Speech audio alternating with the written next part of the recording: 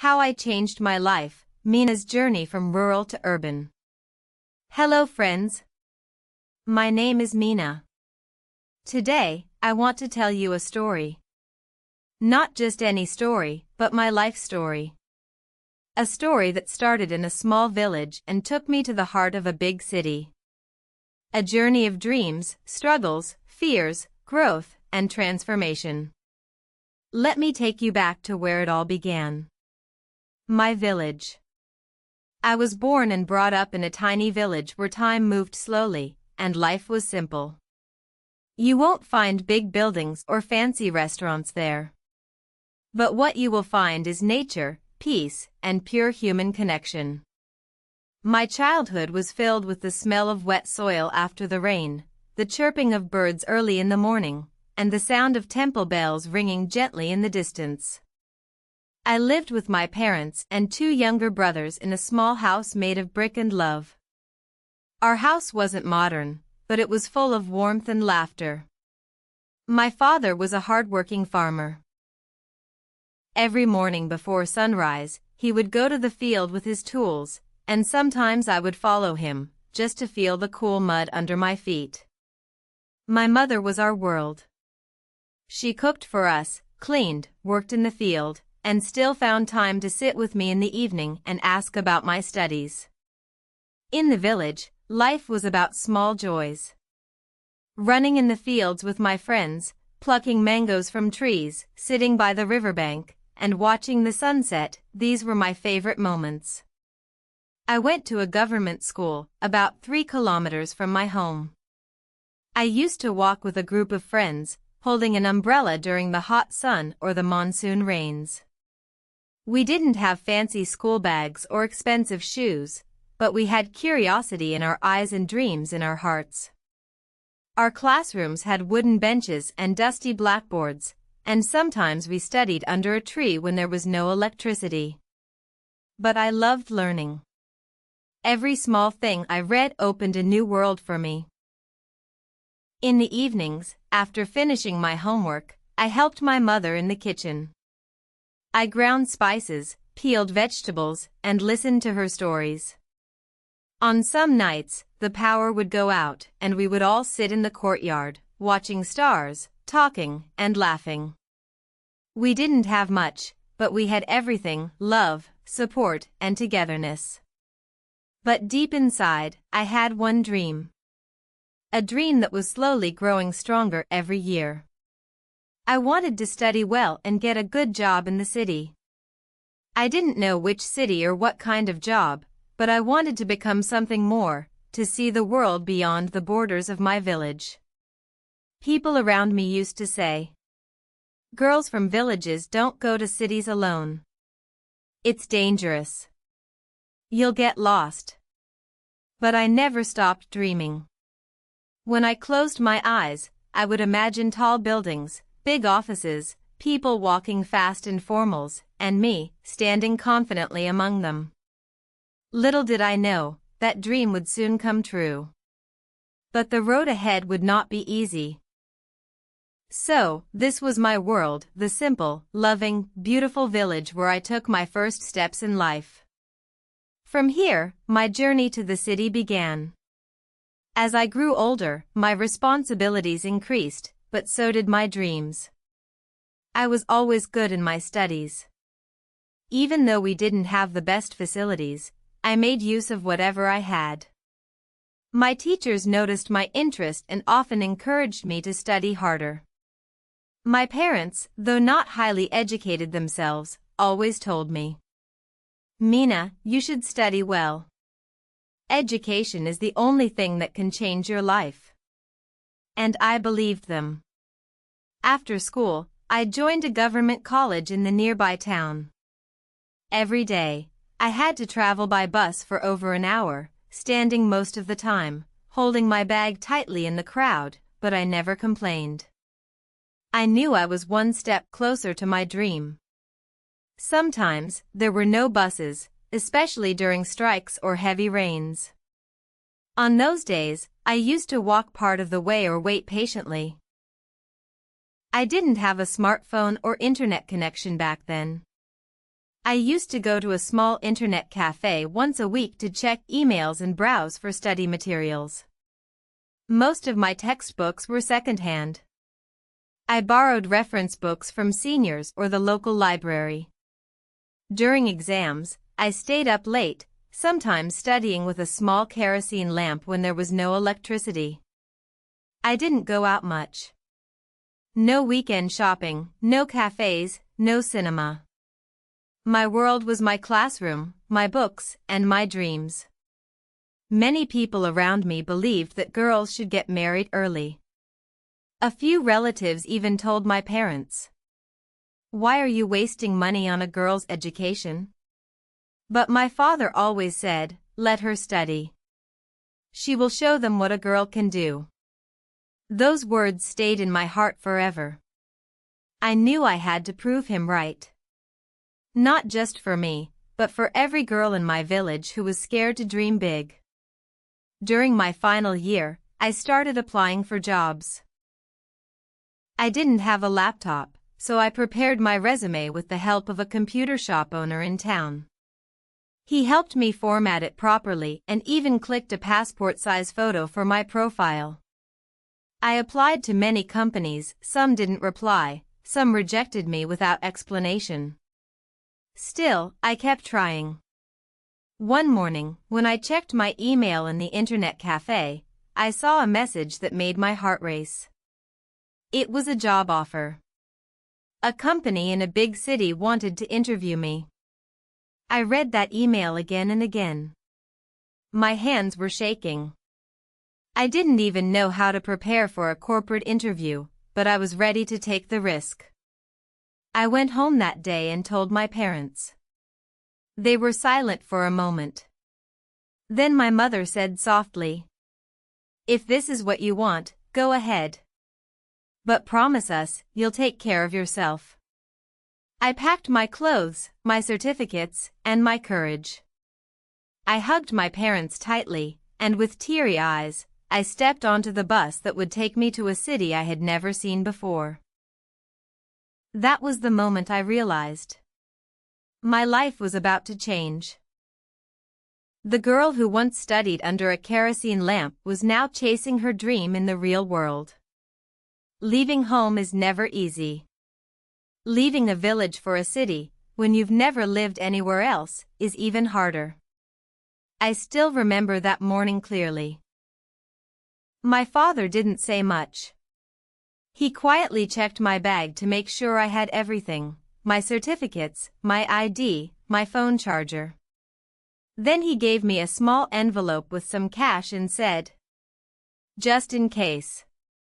Don't hesitate to call us." As I stepped out of our home, I looked around the little house, the muddy path, the neem tree under which I used to study, the neighbors waving goodbye. My heart was full. I had grown up here. Every corner held a memory. The bus ride to the city was long. I stared out the window, watching the green fields slowly disappear, replaced by highways, billboards, traffic, and tall buildings. For the first time in my life, I was alone. No mother to cook for me. No father to protect me. Just me and my dreams. When I reached the city, it felt like I had entered another world. Everything was bigger. The buildings were tall, the roads were wide, the people walked fast, and no one seemed to notice each other. Everyone looked busy. Everyone looked confident. I wasn't. I had found a small rented room through a friend of a friend. It was just a single room with a bed, a small shelf, and a window that opened to the back of another building. But to me, it felt like a new beginning. The first few days were the hardest. I didn't know which bus to take to reach the office. I didn't know how to use apps or maps. I didn't even know how to order food online. Sometimes, I skipped meals just because I didn't know where to go or what to ask for. I was afraid to speak in English.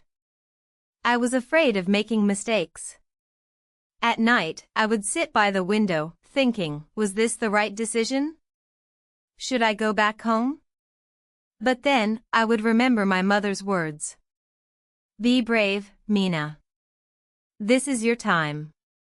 The office building was huge, glass doors, air-conditioned rooms, people wearing formal clothes and speaking fluently in English. On my first day, I was so nervous that I kept adjusting my dupatta and sweating, even though the office was cold. Everyone looked so smart. So confident. And there I was, just a village girl trying to fit in. The HR lady gave me a quick orientation. She showed me my desk, introduced me to a few people, and handed me a company ID card. It had my name and photo printed on it. For the first time in my life, I had an identity in a professional world. But I still remember. That whole first week, I barely spoke to anyone. People around me were kind, but they were busy. I smiled and nodded a lot. I tried to follow what others were doing. I took notes quietly. I asked for help only when I really needed it. Because I didn't want to sound foolish. The city was fast. It didn't wait for anyone. And I felt like I was always running behind. The roads were full of traffic. The air smelled of petrol and dust. There was noise everywhere, honking, shouting, engines roaring. I missed my village. I missed the silence, the stars, the soft sound of crickets at night. I missed my mother's food, my father's quiet strength, and the way people cared for each other. But I also knew. This was my decision. This was my dream. So, I had to keep going. I told myself, Meena, you didn't come this far to give up now. And just like that, with trembling hands and a hopeful heart, I began my new life in the city. Living in a city was something I had only seen in movies.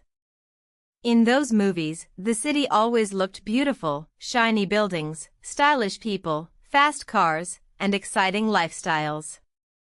But when I saw it with my own eyes, I realized, the city is not just a place, it's an experience.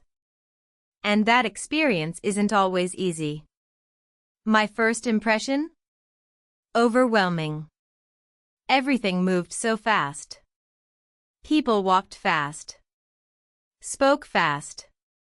Even traffic lights changed fast. I felt like I was standing still while the whole world rushed past me. In my village, if you walked down the road, someone would always greet you, offer you tea, or ask how your family was. In the city, people didn't even make eye contact. Everyone was busy, talking on the phone, looking at their watches, or scrolling through their screens. Even inside my apartment building, I didn't know my neighbors.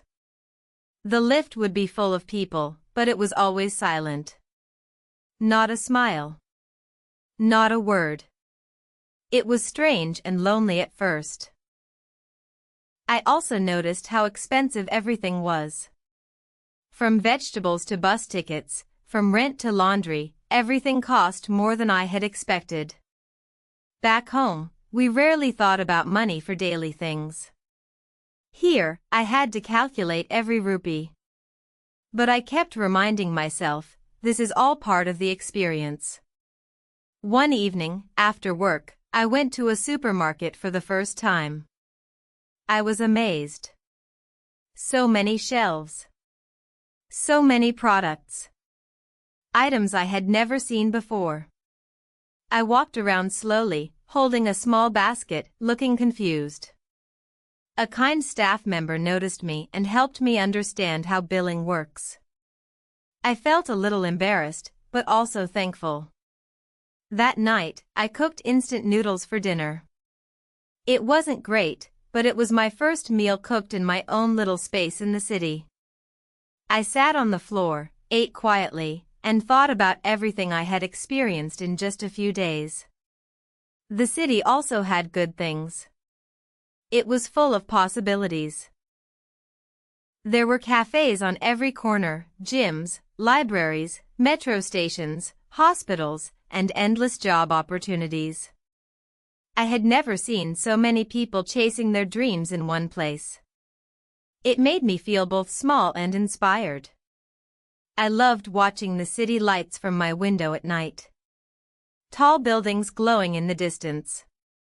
Cars moving like tiny stars on the road. It was beautiful in its own chaotic way. And yet, there was something missing. I missed the sound of cows walking by. The smell of rain on the dry soil. The way people in my village smiled without reason. I missed walking barefoot on grass. I missed home. But slowly, I realized I wasn't just missing something. I was also finding something new. I was discovering how strong I could be. I was learning how to manage things on my own.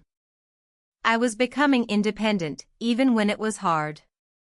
Every challenge, every fear, every little achievement in the city was shaping me into a newer version of myself.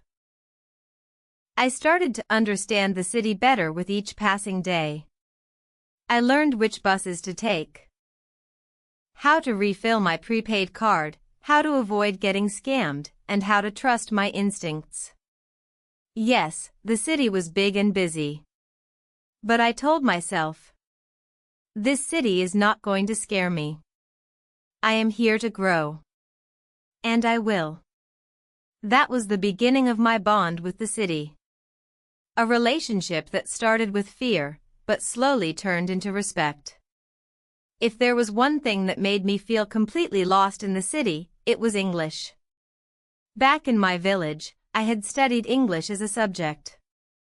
I knew the grammar rules, sentence structures, and textbook meanings. But real-life English, that fast, fluent, confident English people spoke in offices and restaurants, was something I was not prepared for. On my first day at work, when people around me started talking in English, I froze. I could understand most of what they were saying, but I didn't have the courage to reply. I was scared I might pronounce something wrong or say something silly. So, I stayed quiet. I smiled a lot. I nodded often. But deep inside, I felt small. Meetings were the hardest. Everyone spoke with such confidence, using words I had never heard before. I used to sit quietly in the corner, pretending to take notes, while actually trying to understand what was going on. Emails were another challenge. I would type a message and read it 10 times before sending. I checked grammar online. I even copied phrases from old emails just to sound professional. Even during lunch breaks, when people laughed and joked in English, I just listened. I wanted to join, but something held me back. I felt like a stranger in my own workplace. Not because I didn't belong there, but because I didn't speak their language. There were times I cried after coming home. Not because of anyone else, but because of my own fear. I used to look in the mirror and say, "Why can't you just speak up, Meena? Why are you so scared?" But slowly, I started to understand one thing. English is just a language. It's not a measure of intelligence. I knew I was capable. I was hardworking. I just needed to be patient and practice. So, I made a plan. Every evening after work, I spent time learning English. I started watching YouTube videos with subtitles. I chose simple videos first, children's stories, basic conversations, English news with slow narration. I began reading aloud from storybooks. I picked up one English word every day and practiced it in sentences. I talked to myself in English in front of a mirror. I even recorded my voice and listened to it so I could hear my own pronunciation. I stopped feeling shy about asking questions. If I didn't understand a word in the office, I would write it down and check its meaning later. Sometimes, I even asked my colleague Priya to explain things. She was kind and supportive. She told me, "Meena, you already speak so clearly in your mother tongue. With practice, your English will be just as good." Her words gave me strength. And slowly, I started speaking. A few words here and there. Everyone starts somewhere. I'm learning. The first time I gave a small presentation in English, my hands were shaking. I was nervous, and I stumbled on a few words. But when I finished, everyone clapped politely. My manager said, "Well done, Meena." That one sentence changed everything. I realized that people are more forgiving than we think. They don't expect perfection, they respect effort. English was no longer my fear. It became my goal. A goal I chased every day with determination. Because I knew, if I could overcome this fear, I could overcome anything. And slowly, I did. One thing the city taught me very quickly was this: no one is going to wait for you. If you want to grow, you have to keep learning. If you want to survive, you have to keep moving. And that's exactly what I decided to do. After those first few weeks of feeling lost and silent, I made a commitment to myself. I told myself, "Meena, you didn't come all this way just to feel scared. You came here to grow. So, grow." Every evening, after finishing work, I would come back to my little rented room, change into a comfortable dress, make a cup of tea, and sit with a notebook. That notebook became my lifeline. I wrote down everything I didn't understand during the day: words, phrases, office terms, technical tools, software shortcuts. Then I'd look them up on the internet or ask someone the next day. Little by little, I was building my own personal dictionary, also started learning more about my job. I watched tutorials on the tools we used in the office. I read articles related to my work. I asked for feedback from my team leaders. In the beginning, I used to feel nervous when someone said, "Meena, can you handle this project?" But now, I had started saying, "Yes, I'll try. I'll do my best." And slowly, people began noticing me. One day, my manager called me into his cabin. I was a little worried. But he smiled and said, "I've seen your progress. You're not the same quiet girl who joined months ago. You're more confident now. Keep it up." I went back to my desk that day with tears in my eyes, but this time, they were tears of pride. I was growing, not just as an employee, but as a person. I started helping others too. I shared the tools I was using to learn English. I helped new interns settle in. I realized that when you grow, you naturally start lifting others around you. I also started taking better care of myself. I joined a nearby park and began walking in the mornings. I learned to cook simple meals, manage my expenses, and even take care of my health. I made a weekly routine: cleaning, cooking, learning, working, relaxing. Life became organized. More importantly, I started enjoying my own company. I no longer feared silence. I no longer needed someone to make me feel strong. Because I had discovered that everything I needed was already inside me. The girl who once doubted herself had now started believing. Yes, I can. I will. I'm growing. And the best part? This was just the beginning. For the first few months in the city, I felt like I was walking through life alone. I would go to work, come back to my room, eat quietly, and go to sleep. No one really knew me, and I didn't know anyone beyond small conversations at work. In the village, I was always surrounded by people, family, neighbors, friends who dropped by unannounced. But here, I was just another face in the crowd. But then, like magic, life started bringing people into my world, people who became more than friends. They became my family in the city. The first person who changed everything was Priya, my new roommate. She was from another small town, just like me, but she had been living in the city for a year. On the first day we met, she smiled warmly and said, "Don't worry, Meena. I've been through this too." That one sentence made me feel lighter. Priya helped me in so many small ways. She taught me how to order groceries online, how to speak to the landlord, which bus to take, and even how to politely say no at work without sounding rude. More than that, she listened to me. Whenever I was tired or upset, she would sit with me and say, "Let's talk." And we would talk for hours, about home, life, dreams, everything. Then came Ravi, a colleague from the tech team. He was friendly and kind. Whenever I had a doubt about work, I would go to him. He never made me feel stupid. He patiently explained things. Over time, we started having lunch together.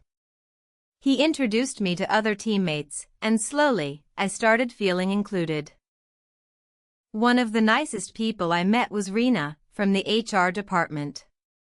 She had a cheerful personality and loved organizing small team celebrations. She once invited me to her house for Diwali. I had never experienced a city-style Diwali before, lights everywhere, decorated balconies, delicious sweets, and loud laughter. That night, I felt like I was home again. We started forming a group. On weekends, we went to small restaurants, visited parks, sometimes watched movies or even just walked around local markets. We didn't always spend money, we just spent time. And that mattered more. We shared stories from our pasts, our families, school memories, college dreams. We talked about how strange the city felt at first, and we laughed about our early struggles. We realized that all of us had felt the same way at some point, lost, unsure, scared. And slowly, my heart started healing. The loneliness I used to carry started fading. In its place, came connection. Friendship taught me that you don't need many people, you just need the right ones. The ones who see you, who hear you, who don't judge your mistakes but cheer for your progress. Together, we celebrated birthdays with simple cakes. We supported each other during late-night deadlines. We shared clothes, stories, and even silent moments. My favorite memories were not about big events, but the small ones. Sitting on the terrace under the stars, sipping chai after a long day, singing old songs, or just laughing over silly jokes. These were the moments that made the city feel like home. Sometimes, I would pause and think. How did a village girl like me, once so afraid and lonely, now have such strong, beautiful bonds in a strange city? The answer was simple. Because I opened my heart. I took the first step. I smiled even when I felt shy. I started conversations, even when I wasn't sure of the words. And people responded. If you're in a city, feeling alone, please remember. There are people out there waiting to be your friend. You just have to take that first brave step. Thanks to my friends, I didn't just survive the city, I began to truly live. In the first few weeks of my job, I was extremely quiet. I took notes during meetings, nodded even when I didn't fully understand, and tried to learn by observing. Everything felt new: emails, meetings, office software, formal language, team etiquette. I was afraid of making mistakes. I used to double-check every small task, and even after sending an email, I would reread it 5 times and worry about it the whole day. But despite my fear, I never gave up. Every evening, I reviewed what I had learned that day. I made a list of things I needed to improve, communication, speed, confidence. And I worked on them, one by one. My manager, Mr. Irvind, was a disciplined but fair man. He noticed that I was sincere, and though I was silent, I was reliable. Slowly, he started giving me small responsibilities, first data work, then client follow-ups, then weekly reports. I remember the first time he asked me to present a short summary during the Monday team meeting. My heart raced. I prepared all weekend, practiced in front of the mirror, and when the moment came, I stood up, trembling, but I did it. He said, "Good job, Meena." And those 3 words meant everything to me. With time, I began mastering my role. I learned Excel formulas, project tracking tools, and time management techniques. I kept a small notepad where I wrote every new term or process. I learned from everyone, the colleagues, online tutorials, and sometimes even my own mistakes. I also started participating more, asking questions, offering ideas, and volunteering when the team needed someone to stay back and help. Once, we had a big client deadline. One of the senior team members fell sick. I stayed up late for 3 nights in a row, finishing the reports. I didn't do it to impress anyone, I did it because I cared. I wanted to prove, especially to myself, that I could handle it. After the project, the client sent an appreciation note, and my name was mentioned. That was the first time I felt like a real part of the team. In the beginning, I doubted everything, my voice, my appearance, my accent, my knowledge. But the more I kept showing up, the more I realized. Confidence isn't something you're born with. It's something you build. Moment by moment. Now, I walk into rooms without fear. I speak without apologizing. I ask questions without shame. Because I've learned. Your voice matters.